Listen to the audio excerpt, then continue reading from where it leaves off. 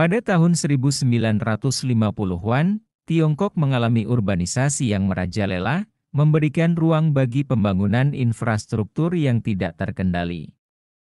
Perubahan agresif terhadap lahan alami mereka membuat negara ini rentan terhadap penggurunan, yang menyebabkan masalah seperti erosi angin, salinisasi tanah, kehilangan air, dan penggurunan batuan. Saat itu, gurun-gurun ini mengancam hampir sepertiga dari luas daratan Tiongkok. Dalam waktu 4 dekade, telah mengklaim 27,4% lahan gurun, menyebabkan kerugian ekonomi tahunan sekitar 50 miliar dolar setara dengan 700 triliun rupiah. Ngeri juga kerugiannya. Pemerintah Tiongkok berusaha menemukan solusi terhadap masalah ini dan memulai perjalanan mengubah gurunnya menjadi hutan hijau. Proyek ini secara resmi dikenal sebagai Program Hutan Perlindungan 3 Utara, atau lebih dikenal sebagai Tembok Hijau Besar. Pada tahun 1978, inisiatif ini dirancang sebagai proyek penghijauan untuk mengatasi masalah penggurunan yang sedang terjadi. Melibatkan penanaman pohon di lahan luas sekitar 100 juta hektar di sekitar tembok besar Tiongkok, inisiatif ini memerlukan upaya kolektif. Pada tahun 1979, pemerintah mendirikan Hari Penanaman Pohon Nasional, yang dirayakan setiap bulan Maret, di mana semua orang berkumpul dan menanam pohon.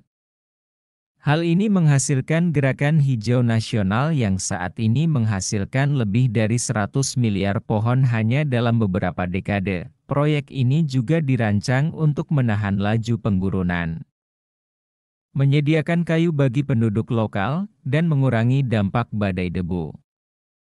Nama resmi dari inisiatif ini adalah Program Hutan Perlindungan 3 Utara, menunjukkan bahwa program ini harus memiliki jangkauan di 3 wilayah utara Tiongkok. Sejak proyek ini dimulai, upaya meningkatkan tutupan hutan di Tiongkok bagian utara, secara signifikan mengurangi penggurunan, mencegah badai pasir, dan menghemat air dan tanah. Pada tahun 2003, mereka memulai sebuah fase dalam proyek ini yang terdiri dari 2 bagian utama.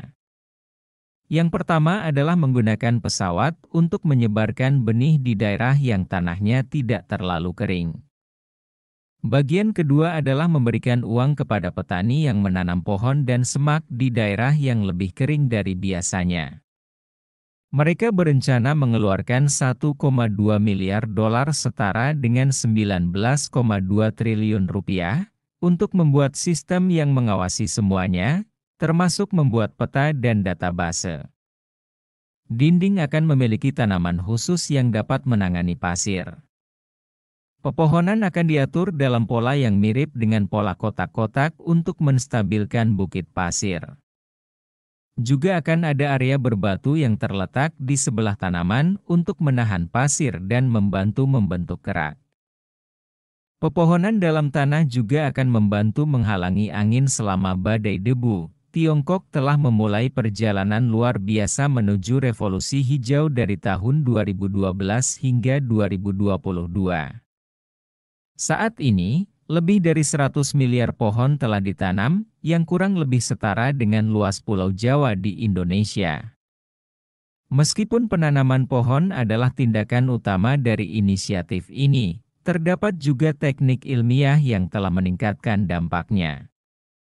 Para peneliti dari Universitas Chongqing Jiao Tong telah mengembangkan solusi inovatif mereka dengan menggunakan selulosa tanaman untuk membuat pasta yang mampu mengubah pasir gurun menjadi lahan subur.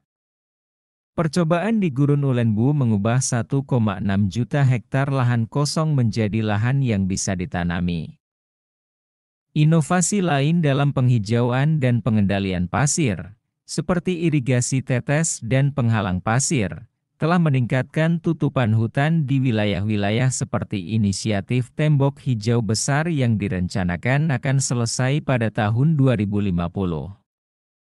Proyek ini menghadapi beberapa tantangan, seperti memastikan efisiensinya dalam memitigasi potensi penurunan air tanah dan mempertimbangkan secara hati-hati spesies asli dalam faktor lingkungan selama proses penanaman. Kondisi gurun, dengan jumlah pohon yang ditanam, mengalami dampak langsung dari alam, termasuk suhu yang tidak stabil, permasalahan kelangkaan air, dan ketidaksuburan tanah. Banyak pohon yang ditanam tidak dapat bertahan dalam kondisi drastis ini. Pada awal dimulainya inisiatif ini, mereka melakukan penanaman monokultur, yang melibatkan penanaman banyak spesies tanaman yang sama dalam satu area. Pendekatan ini menawarkan keuntungan dalam hal skala dan efisiensi operasional, tetapi juga memiliki beberapa risiko ekologis. Penanaman monokultur dapat menguras unsur hara tanah, menjadikan wilayah tersebut lebih rentan terhadap penyakit dan permasalahan masa lalu. Namun, para kritikus metode ini menyatakan bahwa metode ini tidak hanya melibatkan menanam pohon, tetapi juga memastikan pohon-pohon tersebut bertahan dan tumbuh subur, yang menghasilkan beragam solusi ekologis. Kawasan yang rentan terhadap perambahan gurun dipagari secara strategis. Ada juga penggunaan benih yang secara alami disesuaikan dengan ekosistem lokal.